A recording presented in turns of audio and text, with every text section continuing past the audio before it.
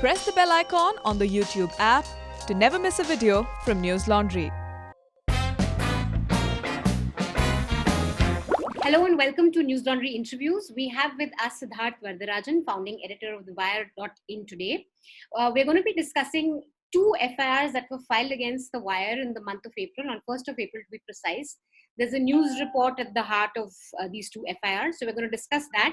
We're going to discuss what it means for freedom of speech, for media freedom, and we're going to discuss questions around media ethics that come from these two FIRs. So the story was filed, there was a story on the Wire.in, put up on 31st of March. It was headlined as COVID-19 cases spike in Nizamuddin Nehru Stadium in Delhi to become quarantine center. The controversial aspect of this story was a quote, which was attributed to Yogi Adityanath. You tweeted on March, and I'll read out the tweet text for our viewers. You tweeted out the story saying, on the day the Tablighi Jamaat event was held, Adityanath insisted a large Ram Navami fair planned for Ayodhya from March 25th to April 2 would proceed as usual, and that Lord Ram would protect devotees from coronavirus, quote unquote. Meaning that Adityanath said Lord Ram would protect devotees from the coronavirus. Soon after your tweet, Mrutyunjay Kumar he's a former journalist who's used to work with the Amar Ujala and is currently advisor to the CM, said झूठ फैलाने का प्रयास ना करें, मुख्यमंत्री योगी आदित्यनाथ जी ने कभी ऐसी कोई बात नहीं कही है, इसे फौरन डिलीट करें, अन्यथा इस पर कार्यवाही की जाएगी तथा डेफेमेशन का केस भी लगाया जाएगा, वेबसाइट के साथ साथ केस लड़ने के लिए भी डोनेशन मांगना पड़ेगा फिर. So before I get to the quote, what was your first reaction to this tweet? Because I know, like, as journalists, and especially online journalists, we're used to getting feedback online. Or we're also used to sometimes government officials telling us that, oh, you've got this wrong, you've got that wrong. The fact that Mr. Kumar says that website ke saath saath case ladne ke liye donation bhi mangna padega, it seems a bit personal. So how did you see it, and what was your first reaction? And also, has there been any other run-in with you, The Wire, and Mr. Mrutyunjay Kumar? I mean, have there been? No, I'd never heard of this gentleman before then. Okay. And frankly, I don't follow him on Twitter. And I got truth to tell, actually, I got alerted to the fact that he had tweeted by phone from a colleague who said, look, I think you may have got the quote about Adityanath wrong. And I actually hadn't even read his tweet at that point. But I did a quick check, and I realized that, yes, we'd made a mistake on the quote. And so I then issued a correction immediately. Did you find, were you upset with this tweet a bit? Because it seems a bit like... No, actually, I noticed the donation, the dig at donations much later. Okay. In fact, when in the evening, another colleague phoned to say that, look, some FIR has been filed. And then I was looking for a copy of the FIR, and I noticed that he had tweeted a copy. So that's when I noticed this in the evening. Okay. So you didn't really pay attention to it. I thought it was silly. I thought it was silly and immature. And in a funny sort of way, it's also, I mean, my colleague MK Venu tweeted about this the other day, that this is a very mysterious way in which governments operate these days. The media advisor to Yogi Adityanath has emerged unwittingly as a fundraiser for the Wire. But Mrutyunjay Kumar had specific requests from you, which was either delete it or say sorry. Now, I noticed that the Wire's correction does not have a line saying we regret the error.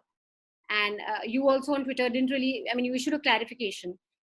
Do you think that maybe the FIRs were a reason, are coming from the fact that you didn't apologize, even though a media organization is free to either apologize, like say we regret the error, or say, okay, we are clarifying. It's not mandated to say that, we regret the error. But do you think in this case, it could have been avoided had you just said we regret it, or if you delete it? I think it made absolutely no difference whatsoever. A lot of the times, one of the standard response from people generally is that when a journalist gets, when there's a case filed against them, there's always this, a section of people, right-leaning mostly, I'd say, would say that it's no big deal, and that journalists are like anyone else. And, if you haven't done anything wrong, well, you can just prove yourself in the court of law.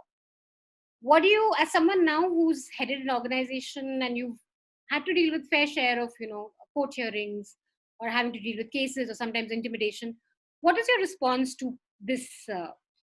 My appeal to journalists, regardless of their ideology or political affiliation or whatever it is, right, is please look at all of these cases as an unacceptable form of state pressure. You should not be looking at what the ideological color of the government is, and you should not be looking at what the political or ideological, color of the victim is. I have been consistent in my own stance, whether it was the ridiculous case filed against Abhijit Iyer Mitra, who's a right-wing commentator in Odisha, or Payal Rohtgi in Rajasthan. You cannot criminalize speech. And sure, as you said, you can always clear your name in court, but please understand how this process works in India. Payal Rohtgi, for no fault, just for saying some silly things about Nehru, ended up spending 4 or 5 days in jail in Rajasthan. And even now, those cases are perhaps still lingering over her head.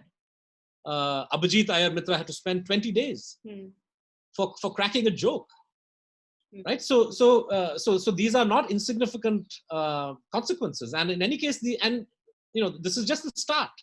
These cases linger on for years. I am happy to share with viewers of News Laundry that when I was editor of the Hindu from 2011 to 2013. Right, so I quit the Hindu. It's now been 7 years, and I still have cases filed for defamation. When I was editor of the Hindu, cases filed by dear departed Jayalalitha, which are still lingering. You guys recently published a piece by Ram Guha, which was rejected in the Hindustan Times. You've been a newspaper editor yourself. I think you've stayed with newspapers for a while. What do you see has fundamentally changed in newspapers from the time when you were heading one, or from the time you were working, in newspapers? I've worked in 2 papers, the Times of India and the Hindu. The Hindu is a very different kind of paper. Because it's the one paper where the buck stops with the editor, and the editor is the final port of call in deciding what gets published and what doesn't get published. In the case of Ram Guha's article, I think he tweeted that the editors had no problem. It's the owners who had an issue, and I think that this goes to the heart of what the problem is with India's big papers. That professional judgment, which is what should drive the content of a newspaper, and for which you have editors, you hire them for that reason.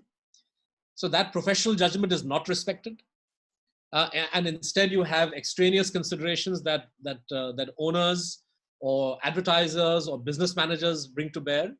And this has been going on for the last 20 or 30 years. This is not overnight. This is not a product of Modi 1 or Modi 2. This has been going on for ages.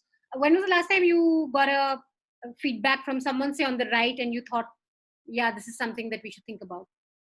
No, we often see. Honestly, I don't look at things as left and right. I get a lot of people tag me on Twitter.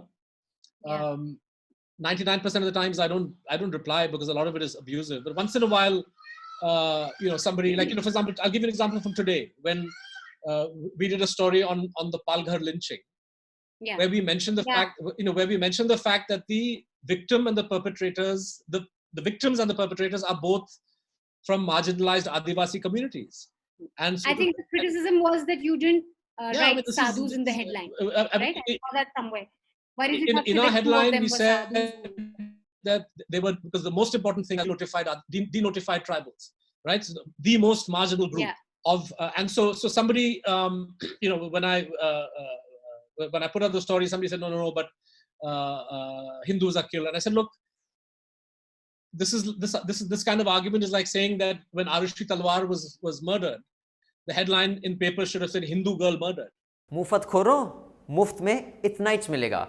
To watch the full unedited interview, you have to subscribe to News Laundry and pay to keep news free. Because when the public pays, the public is served. We depend on you and not on advertisers. So go to www.newslaundry.com/subscription and subscribe and get all our unedited interviews, our special video shows, comics, and everything that's behind the paywall. Remember, to subscribe to News Laundry, you pay just about 10 rupees a day. That's less than, a cigarette, and smoking is injurious to health. So subscribe and watch the full interview.